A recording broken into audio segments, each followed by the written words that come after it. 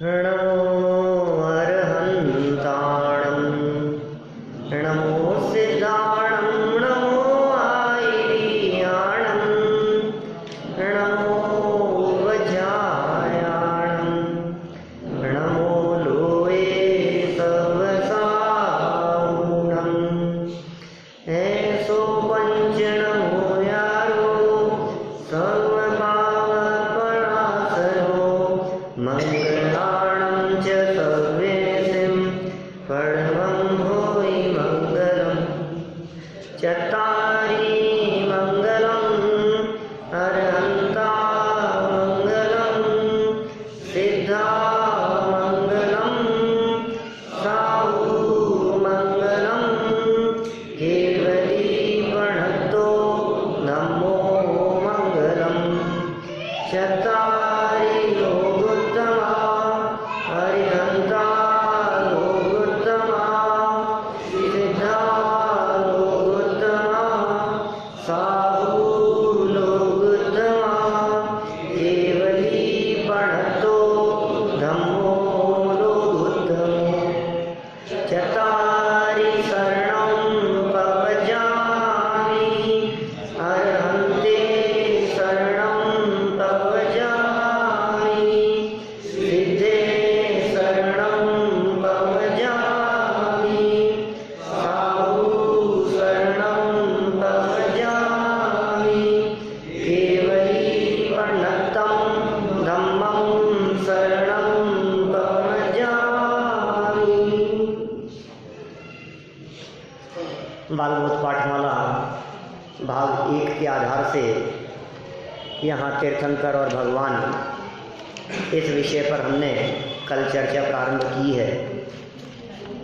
तीर्थंकर कौन होते हैं और भगवान कौन होते हैं, इसका स्वरूप यहाँ बताया जा रहा था। भगवान कौन होते हैं? जो वीतरागी और सर्वज्ञ होते हैं उन्हें भगवान कहते हैं। देखिए, बहुत ज़रूरी है इनकी परिभाषाएं याद होना।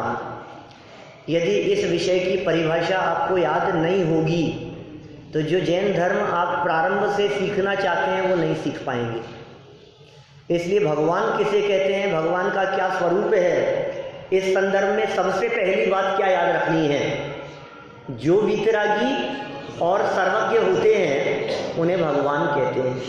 देखो कैसी गजब की बात है।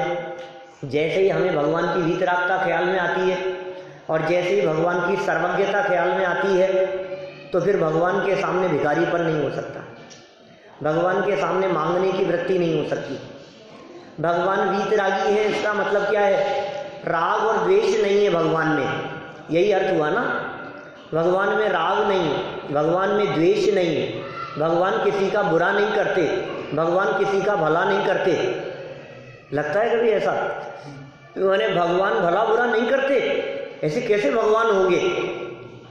वीतरागी, अच्छा क्यों करें वो किसी का भला और क्यों करें किसी का बुरा?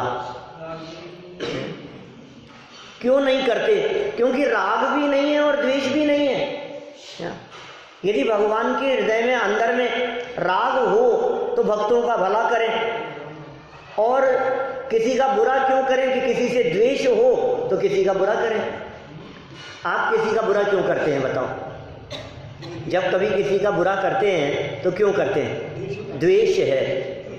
और किसी का भला क्यों करना चाहते हैं? अपना है, इसलिए अपन हेल्प करना चाहते हैं। जो अपना होगा उसकी अपन हेल्प करना चाहेंगे।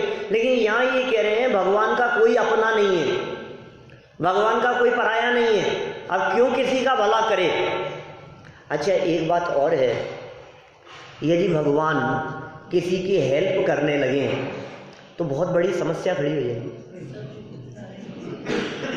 किस किस की हेल्प करेंगे? उनका खुद का काम धाम तो बंद हो जाएगा और वो जगत के जीवों का उपकार करने में लगे रहेंगे। नहीं, सबका मत करो, जो आपके जो अच्छे भक्त हैं ना उनका करो। क्यों?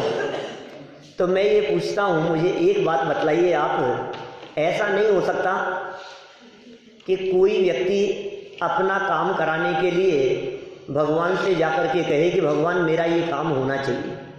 किसी पोस्ट के लिए, किसी पद के लिए, क्लास में फर्स्ट पोजीशन आने के लिए भगवान से जाकर के कहे कोई भी, और वो ये कहे कि हे भगवान मेरी फर्स्ट पोजीशन आनी चाहिए, तो फिर क्या होगा? यश आ जाएगी ना, फिर तो भगवान कर देंगे उसकी फर्स्ट पोजीशन।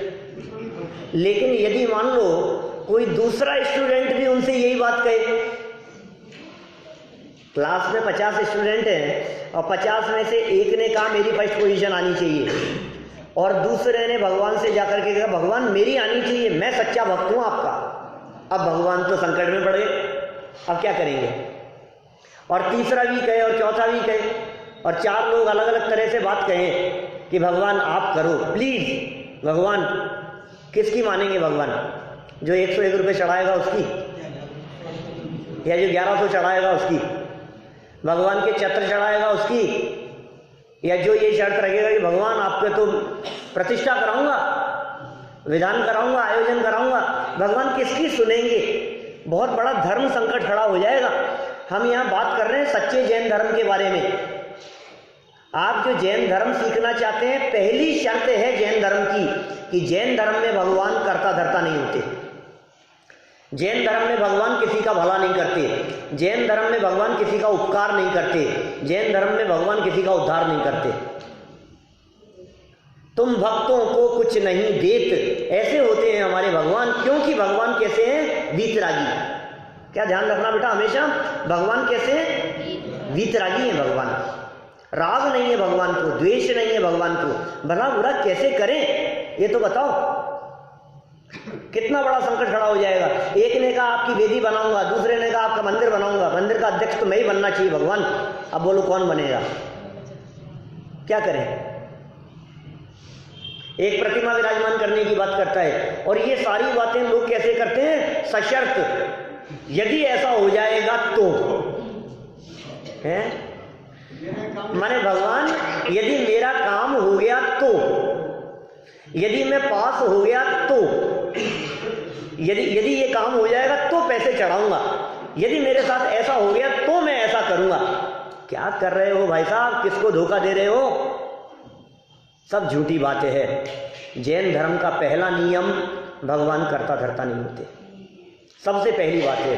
और कर्ता धर्ता नहीं होते इसका मतलब वीतरागी।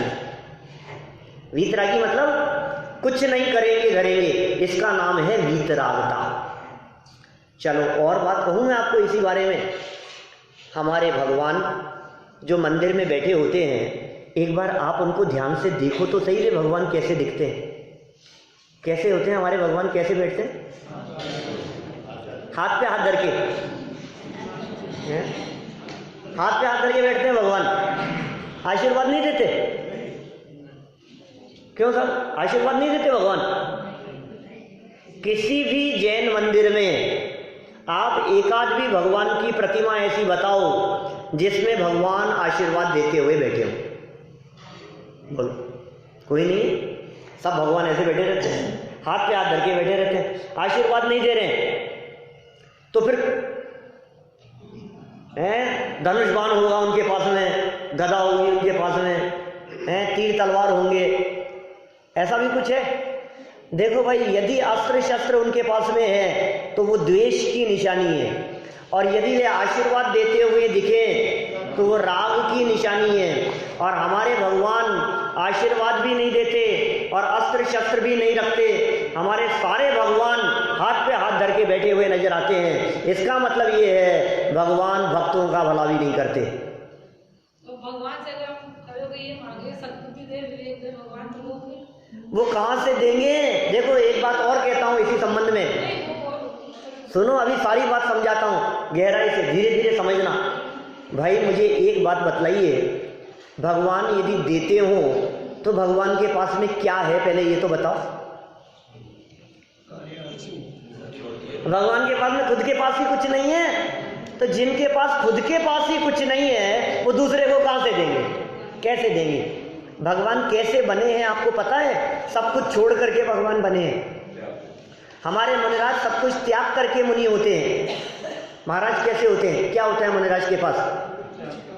पीसी कमंडल, पीसी और कमंडल होता है ना, इसके अलावा मुनिराज के पास में कुछ नहीं होता। और मुनिराज के बाद बनते हैं भगवान। तो भगवान का तो पीछे कमंडल भी छूट जाता है। क्या देंगे वे भगवान? जिनके पास में कुछ नहीं है वे औरों को क्या दे सकते हैं? मेरे पास में जो होगा वही चीज़ तो मैं दे सकता हूँ ना, और जो चीज़ मेरे पास में नहीं है वो चीज़ मैं कैसे दे सकता हूँ? बिल्कुल स्पष्ट है ना ये बात। तो भगवान के पास में कुछ नहीं है, इसलिए भगवान देते नहीं है, फिर भी कुछ देते हैं। पता है आपको क्या देते हैं भगवान? तुम भक्तों को कुछ नहीं देत, अपने समान बस बना लेत। हमारे भगवान भक्तों को कुछ नहीं देते, लेकिन क्या देते हैं? अपने समान बस बना लेत, अपने समान बना लेते हैं। ये है भगवान का स्वरूप। क्या देते हैं भगवान? देखो, कल हमने तीर्थंकर की परिभाषा पढ़ी थी। क्या थी तीर्थंकर की परिभाषा में? पहली लाइन, जो धर्म तीर्थ का क्या करते हैं? जाइए, धर्म तीर्थ का उपदेश देते हैं। माने भगवान क्या देते हैं? उपदेश देते हैं, और कुछ नहीं देते। भगवान धन नहीं देते, भगवान वैभव नहीं देते, भगवान संपत्ति नहीं देते। भगवान क्या देते हैं? पहली लाइन क्या है? उपदेश देते हैं, धर्म तीर्थ का उपदेश देते हैं, धर्म मार्ग में लगाने का संदेश देते हैं। भगवान वे होते हैं जो जगत के जीवों को मोक्ष का मार्ग बता देते हैं, सुखी होने का मार्ग बतलाते हैं, सुखी होने का उपाय बतलाते हैं भगवान। और क्या बताएंगे और क्या देंगे? आपको क्या चाहिए? मांगने वालों की तो कमी नहीं है, मांगने का काम तो भिखारियों का होता है। हम भक्त हैं, भिखारी हैं? हम भक्त हैं। मांगने वाले भी दो तरह के, भिखारी भी दो तरह के। मैं कहता हूं कई बार कई सभाओं में, भिखारी दो तरह के होते हैं सब। कौन कौन से दो तरह के भिखारी? एक तो वो जो मंदिर के बाहर बैठकर भीख मांगते हैं, मंदिरों के बाहर। और दूसरे तरह के भिखारी कौन? जो मंदिर के भीतर आकर भगवान से मांगते हैं।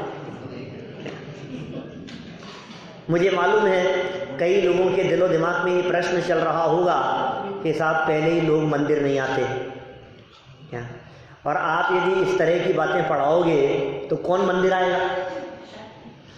कम से कम इस आशा और उम्मीद से तो आते हैं कि भगवान कुछ करेंगे, भगवान कुछ देंगे, भगवान कुछ भला करेंगे।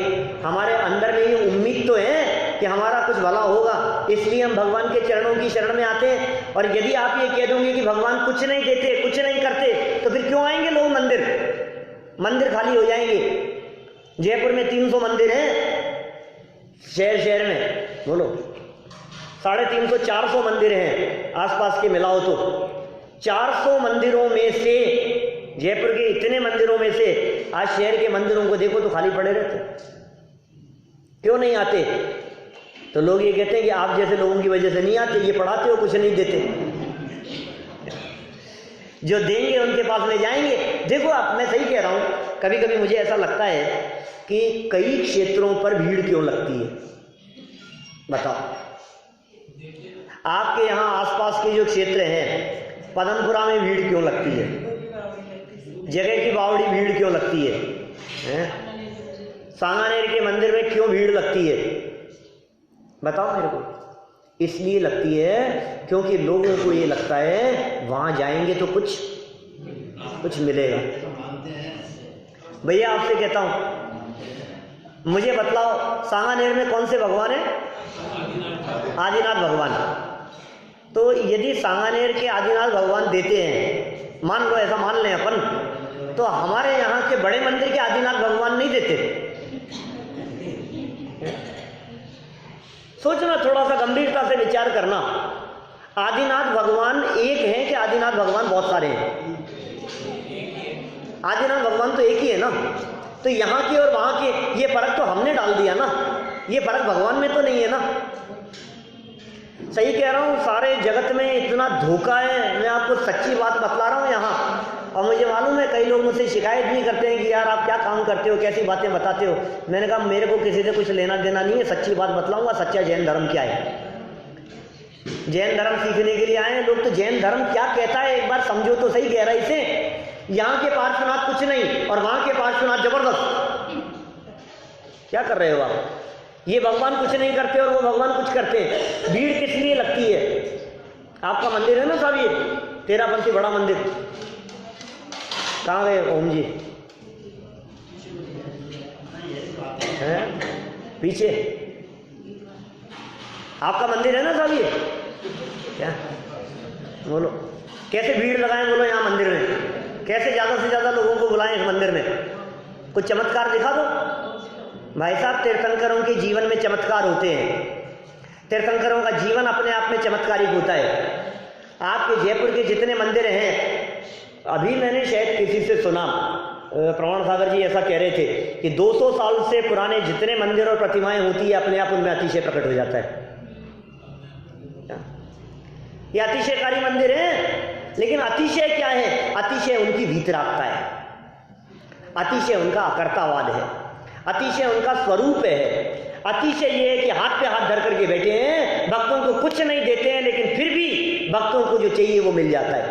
क्या कह रहा हूं मैं? ये अतिशय, ये चमत्कार है। तुम देते नहीं हो, भगवान देते नहीं है, लेकिन भगवान के भक्तों के जीवन में कुछ कमी आती नहीं है। सहज होता है, अपने आप पुण्य बनता है, निस्वार्थ भाव से। स्वार्थ भाव से भगवान के पास जाकर के भक्ति पूजन आदि मत करना। तीर्थंकर की परिभाषा की पहली लाइन, अतिशय का मतलब होता है चमत्कार।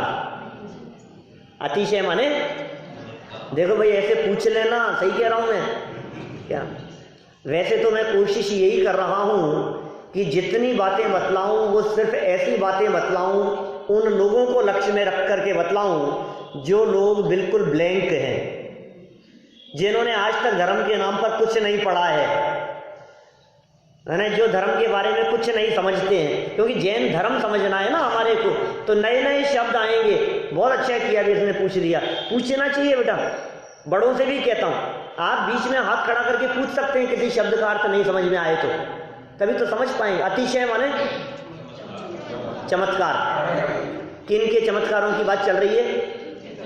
तीर्थंकरों के चमत्कारों की बात चल रही है। तीर्थंकरों की लाइफ में बहुत चमत्कार होते हैं। उनका जन्म, उनका गर्भ में आना, उनकी दीक्षा, उनका केवल ज्ञान, समूह शरण की रचना, नहीं उनके अष्ट प्रातिहार्य, तीर्थंकरों के जन्म से देखो तो अतिशय ही अतिशय है, चमत्कार ही चमत्कार है। लेकिन यहां चमत्कार को नमस्कार नहीं है। ये जैन धर्म वो धर्म है। गर्भ में आए, रत्नों की बरसात हुई, इसलिए हम नमस्कार नहीं करते। जन्म हुआ, मेरू पर्वत पर ले गए, पांडुक शिला पर बिठा करके 1008 कलशों से बाल तीर्थंकर का जन्माभिषेक हुआ, हम इसलिए नमस्कार नहीं करते। दीक्षा ली इसलिए भी नहीं, समूह शरण लगा इसलिए भी नहीं, देव लोग आपका उपदेश सुनने के लिए आते हैं, हम इसलिए भी नमस्कार नहीं करते। क्योंकि जैन धर्म चमत्कार को नमस्कार की बात नहीं करता है। जैन धर्म तो ये कहता है आप वीतरागी हैं इसलिए नमस्कार करने योग्य हैं, आप सर्वज्ञ हैं इसलिए नमस्कार करने योग्य हैं। समझ में आ रही है बात? तीर्थंकरों की परिभाषा पढ़ो, देखो तीर्थंकरों के बारे में कुछ बातें जानते हैं अपन। धीरे धीरे आएगी नई नई बातें। याद हुई क्या परिभाषा? कल पढ़ाई थी मैंने। पहली लाइन क्या है? जो धर्म तीर्थ का उपदेश देते हैं। बेटा याद हो रही है क्या? जो धर्म तीर्थ का उपदेश देते हैं। दूसरा वाक्य क्या है? समम शरण आदि विभूति से युक्त होते हैं। और तीसरा वाक्य क्या? जिनको तीर्थंकर नाम कर्म नाम का महापुण्य का उदय होता है उनको तीर्थंकर कहते हैं। तीन बातें ध्यान रखना। अब इन तीनों बातों को समझाता हूं थोड़ा सा। देखो क्या है, कैसे होते हैं तीर्थंकर? धर्म तीर्थ का उपदेश देते हैं, धर्म का सच्चा उपदेश देने वाले तीर्थंकर होते हैं।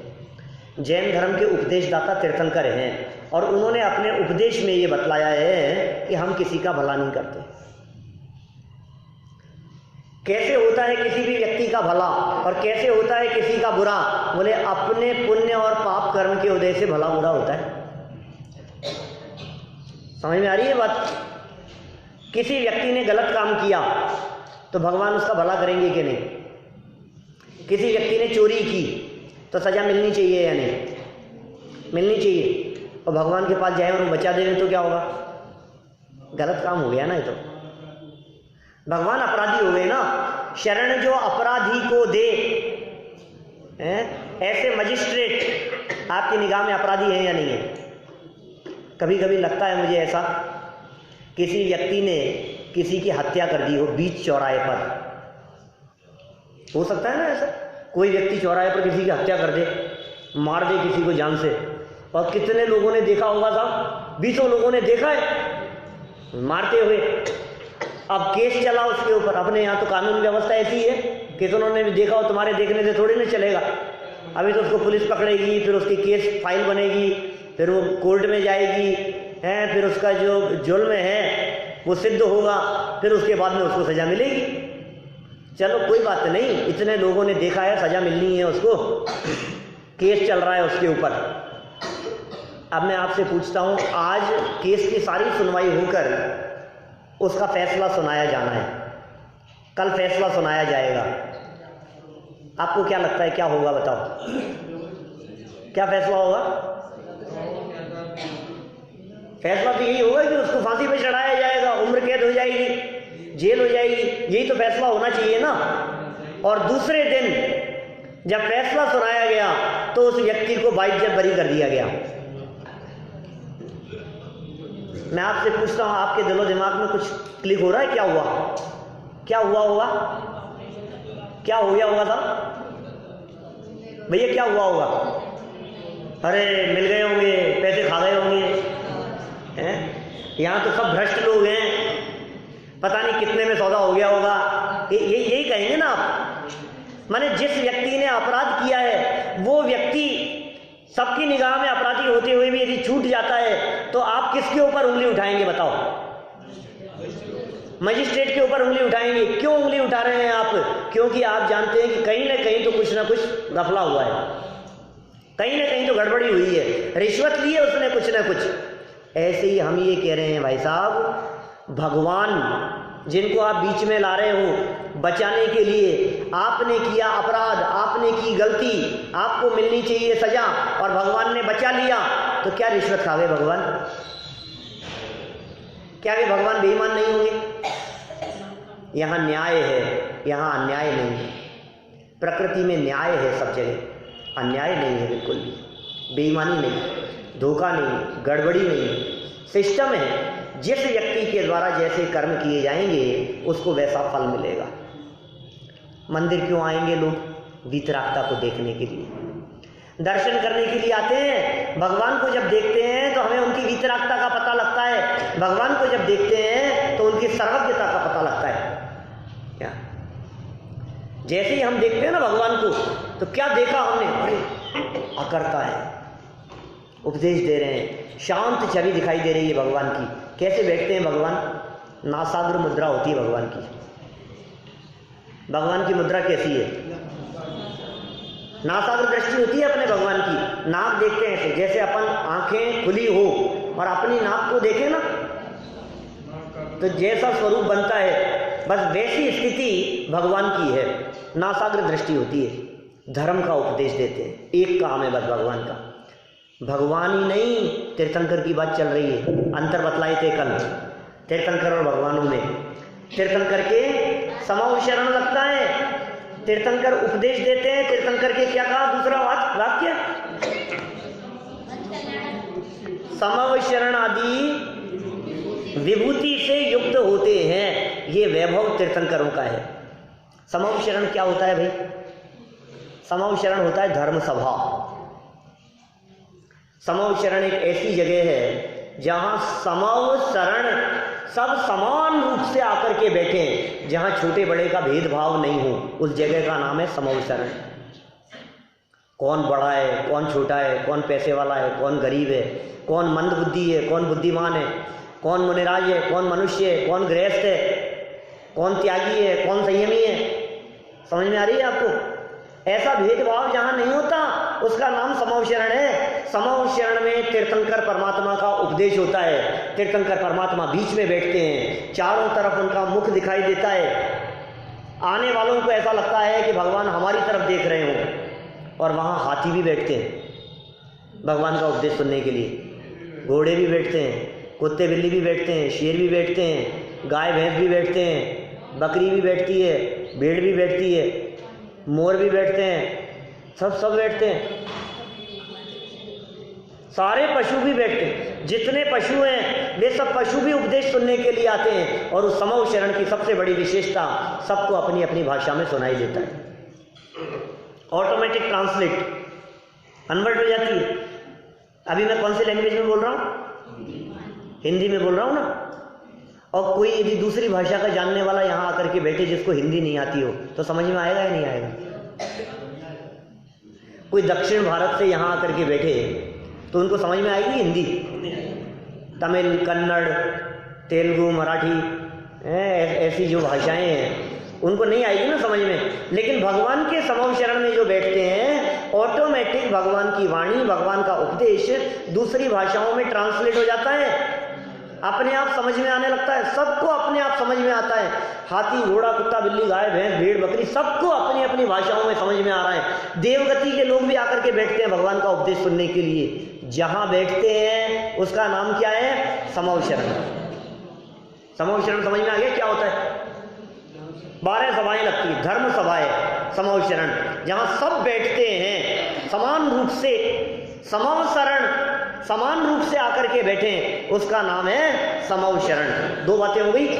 अब तीसरी बात, तीसरा वाक्य क्या है? क्या कहा? जिनको तीर्थंकर नाम कर्म नाम का महापुण्य का उदय होता है। इसका मतलब एक कर्म है। अपन लोग पढ़ेंगे धीरे धीरे, कुछ दिनों में आएगी चर्चा, वहां कही गई है ये बात।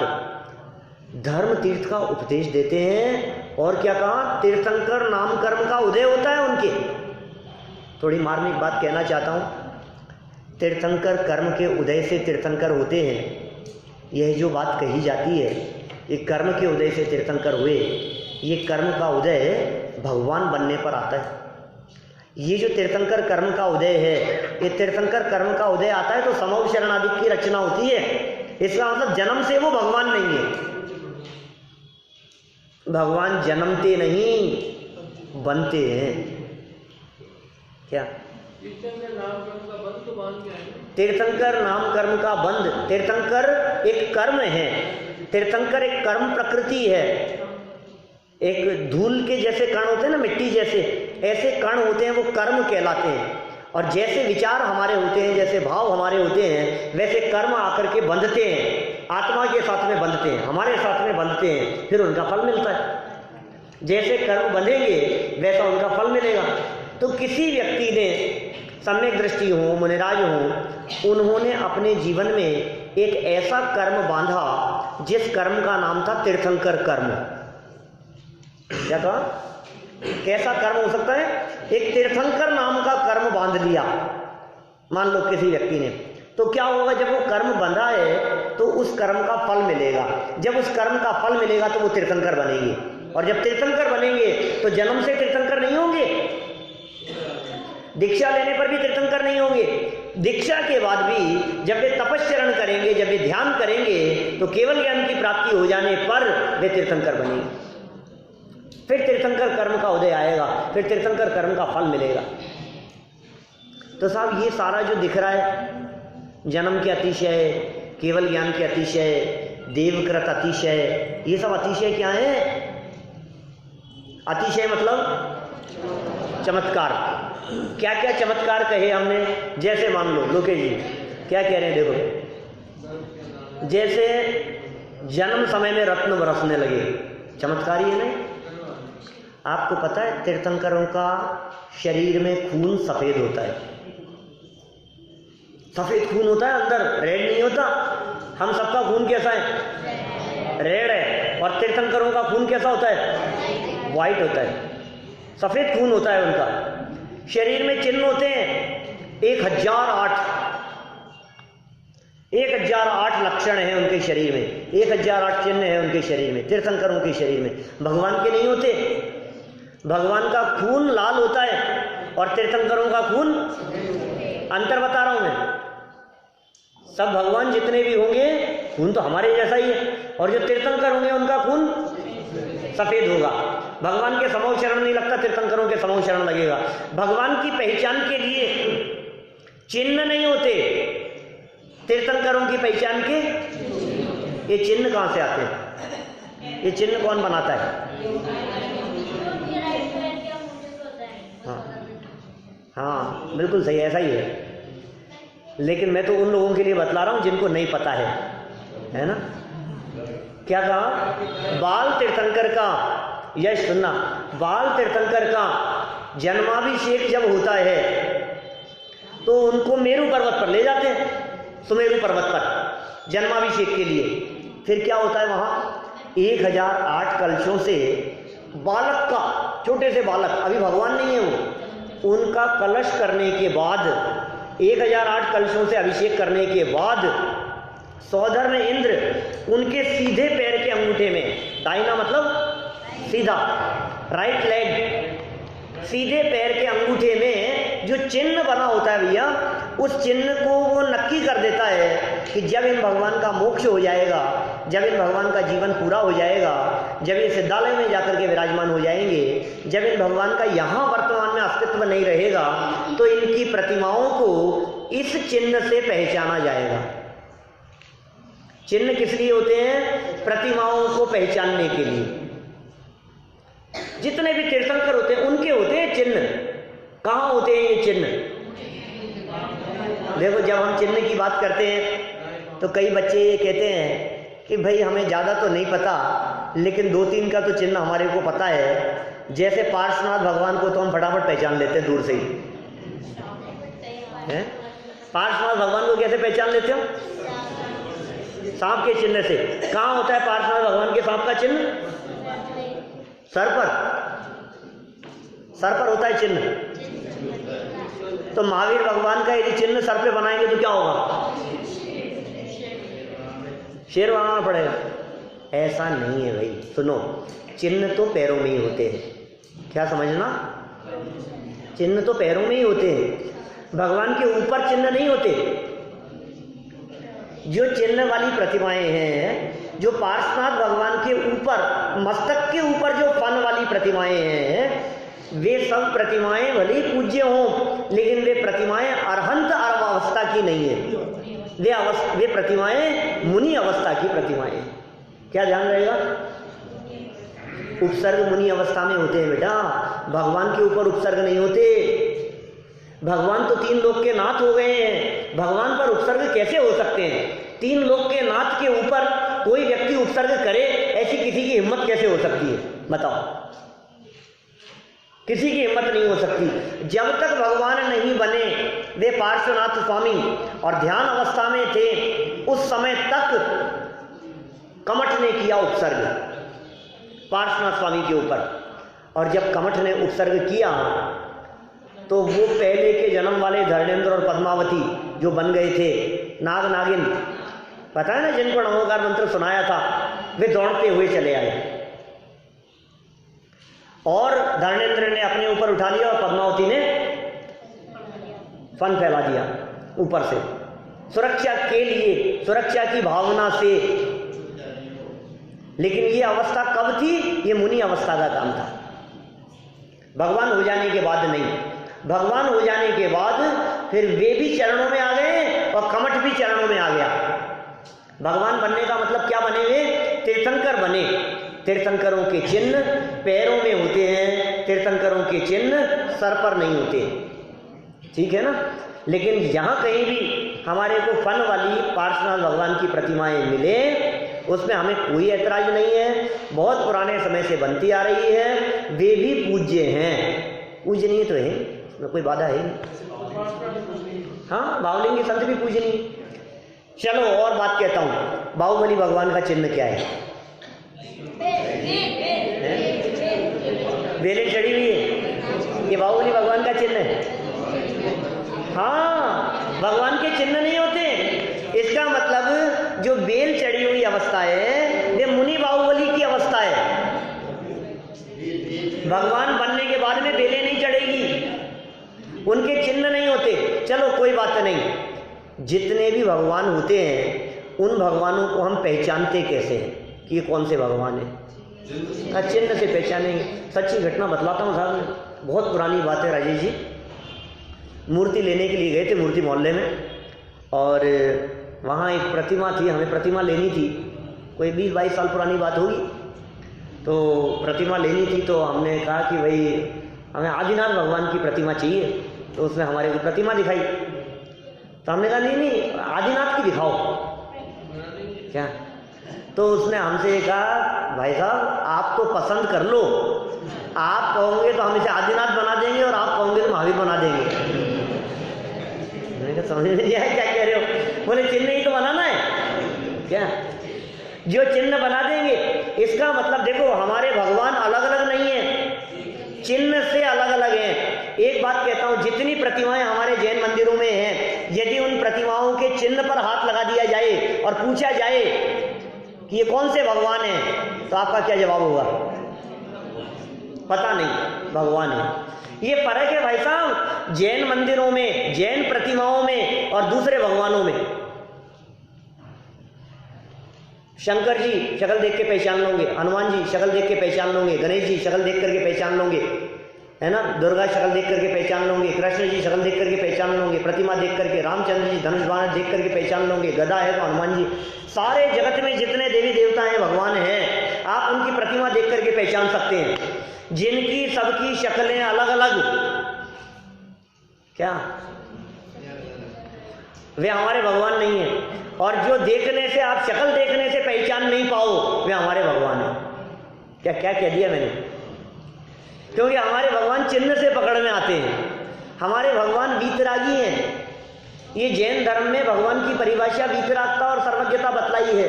हाथ पे हाथ धर करके भगवान इसीलिए बैठे हैं कि कुछ नहीं करना है, कुछ नहीं करना है भाई साहब, कुछ नहीं करते हैं। क्यों करें, क्या करें बतलाओ। किसी व्यक्ति ने अच्छा काम किया तो भगवान उसका भला तो कर दो, किसी व्यक्ति ने बुरा काम किया तो भगवान उसका बुरा तो कर दो। भगवान को क्यों बीच में लाते हो? जिसने जैसे कर्म किए हैं उसको वैसा फल मिलेगा। सबको अपने अपने कर्मों का फल मिलता है भाई साहब, भगवान को बीच में लाने की जरूरत नहीं है। भगवान की प्रतिमाओं के दर्शन करो, उनकी वीतरागता को देखो, उनकी छवि को देखो, उनकी नासाग्र दृष्टि को देखो, उनके हाथ पे हाथ धरी अवस्था को देखो, निश्चल अवस्था को देखो, शांत छवि को देखो। ये प्रतिमाएं कुछ न कुछ उपदेश देती है। हमारे भगवान क्या देते हैं?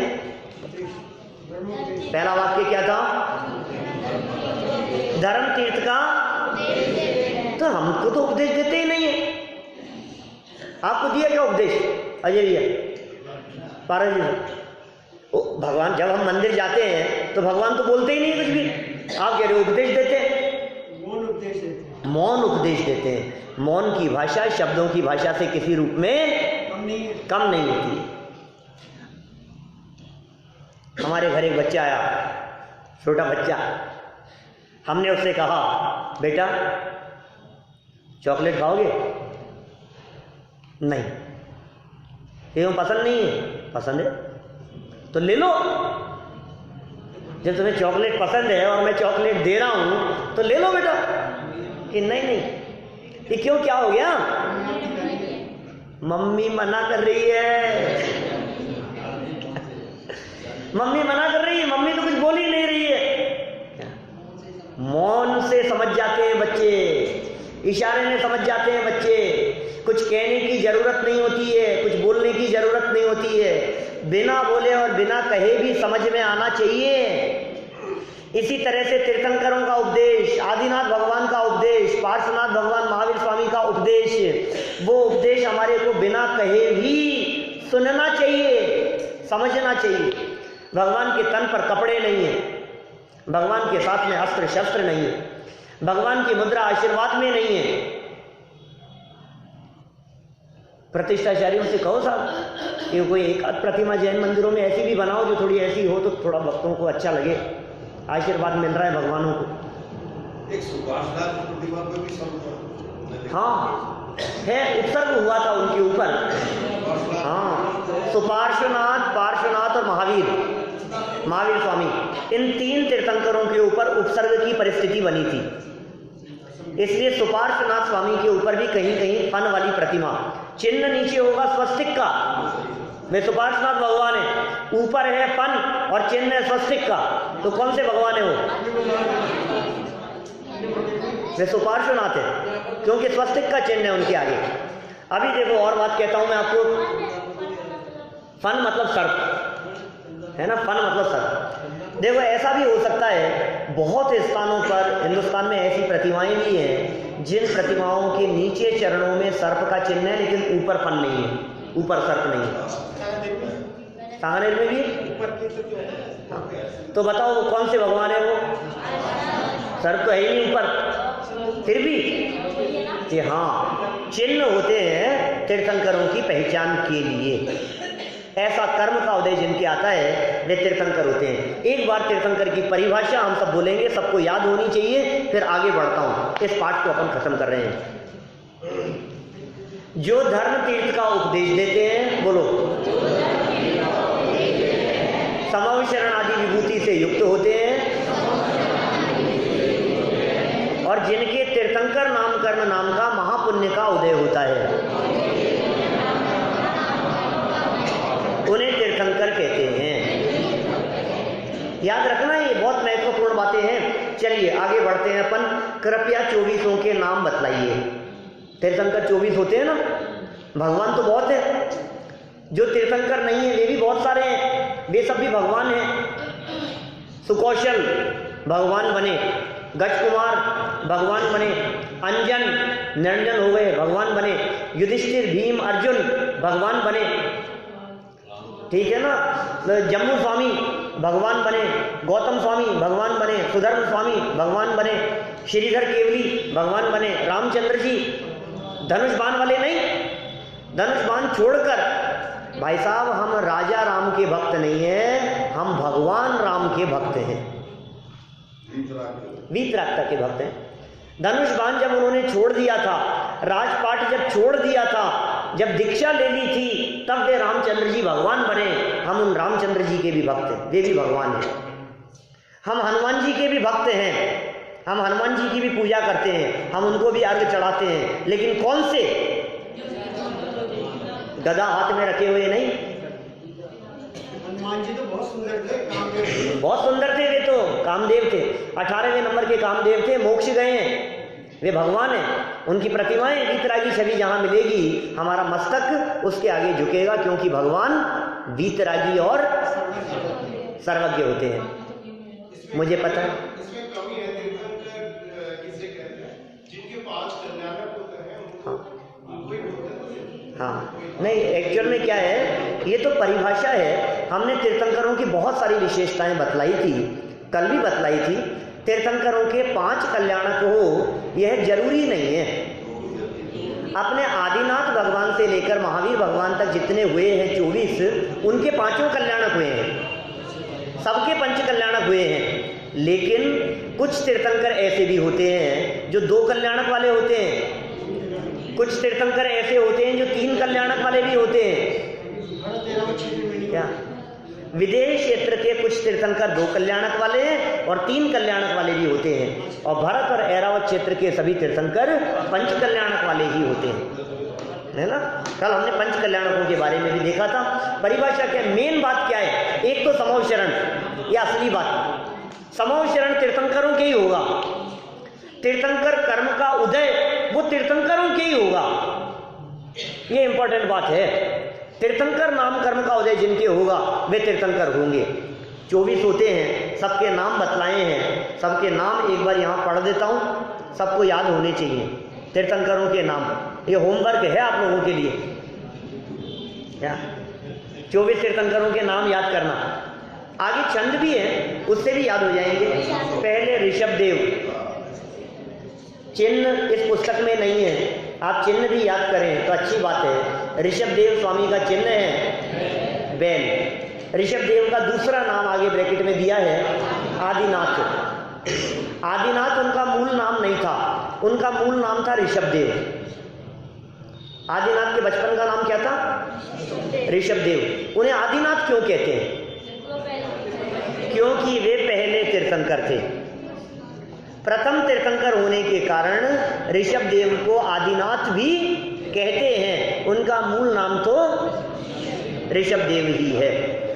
बैल का चिन्ह है आपका ऋषभदेव का। अजितनाथ स्वामी दूसरे तीर्थंकर, हाथी का चिन्ह। संभवनाथ भगवान चिन्ह घोड़ा। अभिनंदन नाथ भगवान चिन्ह बंदर, सुमति नाथ चिन्ह चकवा, पद्म प्रभ कमल। सुनो सुनो क्या कह रहा हूं, पद्म प्रभु नहीं, नाम क्या है बेटा, देखना, पद्म प्रभु माने छठे नंबर के तीर्थंकर का मूल नाम क्या है, पद्म प्रभु, पद्म प्रभु नहीं, हाँ नाम तो उनका पद्म प्रभु है, ठीक है। सुपार्श्वनाथ सातवें तीर्थंकर चिन्ह सातिया, सुपार्श्वनाथ के बाद में चंद्रप्रभ, चंद्रमा का चिन्ह, पुष्पदंत इनका दूसरा नाम है, सुविधिनाथ इनका चिन्ह मगर, शीतलनाथ कल्प वृक्ष, श्रेयांशनाथ गेंडा, वासुपूज्य भैंसा, विमलनाथ का शुकर, अनंतनाथ सेही, धर्मनाथ वज्रधन, शांतिनाथ हिरण, कुंतुनाथ बकरा, अरनाथ, नाम ध्यान देना, अरहनाथ नहीं है, अरनाथ है। और वहां चंद्र प्रभु नहीं था, चंद्र प्रभ था। ये 3 जगह गलती करते हैं लोग भगवान का नाम बोलने में। अरनाथ, फिर मल्लीनाथ का कलश, मुनि सुव्रतनाथ कछवा, नमीनाथ नीलकमल, नेमिनाथ शंख, पार्श्वनाथ सर्प और महावीर स्वामी शेर। पहले तीर्थंकर का दूसरा नाम आदिनाथ, 9वें तीर्थंकर का दूसरा नाम सुविधिनाथ और 24वें तीर्थंकर महावीर स्वामी के 5 नाम, वीर, अतिवीर, सन्मति, वर्धमान और महावीर। इनके लिए जानने के लिए, नाम याद करने के लिए आगे एक छंद दिया है। यह छंद आप सभी लोगों को याद करना है। कल आप सभी ये छंद याद करके आए, तीर्थंकरों के नाम याद करके आए। इनके संदर्भ में थोड़ी बहुत चर्चा करते हुए फिर देव दर्शन की विधि के संदर्भ में हम बात करेंगे। बहुत सुंदर मार्मिक चर्चा होगी। अभी की बात को यही विराम दें। ये एक बात ये इनको जितने जो तय की जो और कोई चीज जो नहीं तय की, सीढ़ी जो रकम आ गई, उनके सीधे पैर के अंगूठे में जो चिन्ह बना हुआ था ना, वो पहले से जो बना हुआ था। पूरे शरीर में तीर्थंकरों के बहुत सारे चिन्ह थे, लेकिन सीधे पैर के अंगूठे में जो चिन्ह बना हुआ था वो इनके मोक्ष जाने के बाद में डिक्लेयर कर दिया गया, इसलिए निश्चित हुआ। चलिए महावीर भगवान की